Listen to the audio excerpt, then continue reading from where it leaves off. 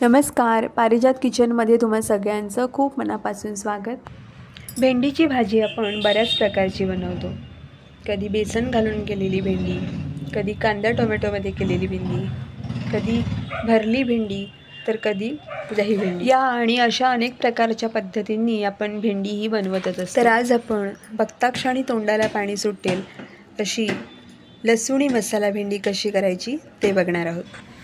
मस्त चुरचुरीत फोडणी देऊन बनवलेली ही लसूणी मसाला भेंडी एकदा बनवाल तर पुन्हा पुन्हा बनवत राहाल, इतकी टेस्टी होते. चला तर मग रेसिपीला सुरुवात करू.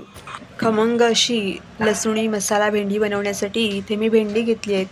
भेंडी स्वच्छ धुवून पुसून घेतली जेणेकरून ती कोरडी होईल.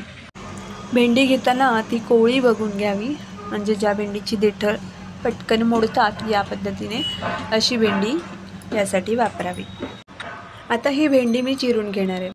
तरी बघा, अशा प्रकारे उभी भेंडी मी चिरून घेतली आहे, म्हणजेच एका भेंडीचे 4 भाग करून घेतले. आणि भेंडी जर लांब आकाराची असेल तर ती मधून चिरून घ्यायची. आता ही लसूणी भेंडी मी तव्यामध्ये करून घेणार आहे. हा खोलगट तवा माझ्याकडे आहे, त्यामध्ये मी ही लसूणी भेंडी करून घेणार आहे. तर या तव्यामध्ये मी 2 ते 3 टेबलस्पून तेल घेतलं आहे. तेलाचं प्रमाण तुम्ही तुमच्या आवडीप्रमाणे कमी जास्त करू शकता. तेल चांगलं गरम झालं की यामध्ये घालायची आहे अर्धा चमचा मोहरी. मोहरी चांगली तडतडली की घालायचं आहे अर्धा चमचा जिरं.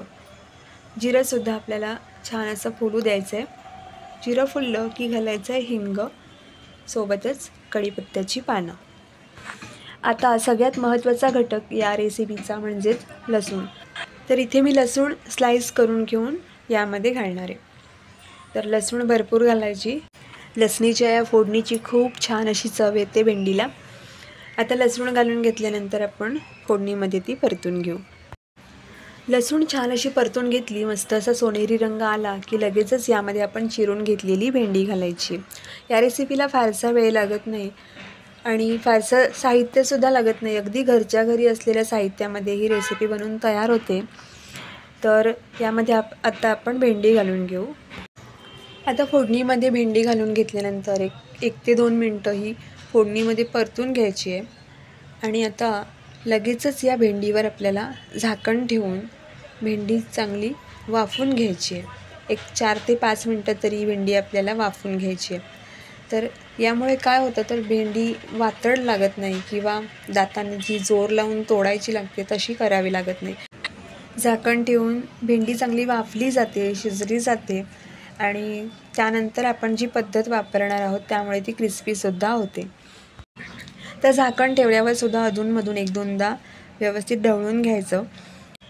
आता 4 ते 5 मिनटं मी भेंडी झाकण ठेवून चांगली वाफून घेतली आणि यानंतर आपल्याला पुन्हा ही भेंडी झाकण न ठेवता एक 6 ते 7 मिनटं चांगली परतून घ्यायची.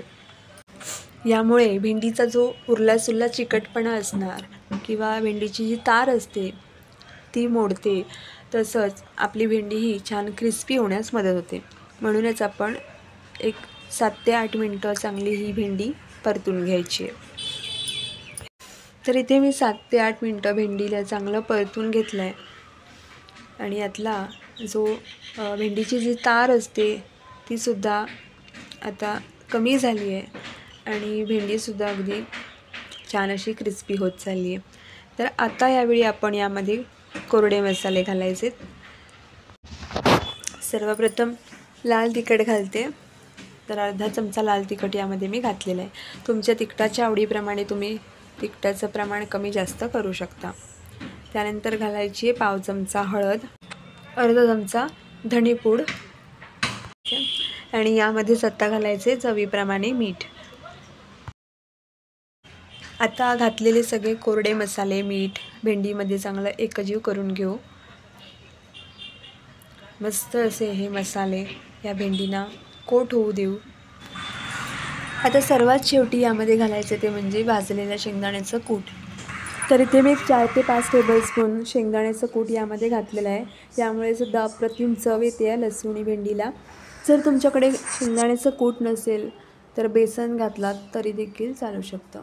बेसन मात्र भाजून घेतलेलं असावं. तर आता मसाले, दाण्याचं कूट हे सगळं आपल्याला या भेंडीला चांगलं कोट करून घ्यायचं आहे. व्यवस्थित असं मिसळून घेऊ. यावेळी भेंडीला 1 ते 2 मिनटं चांगलं परतून घ्यायचं आहे. आणि इथे आपली लसूणी मसाला भेंडी आता सर्व करायला तयार आहे. मस्त अशी क्रिस्पी झाली आहे भेंडी.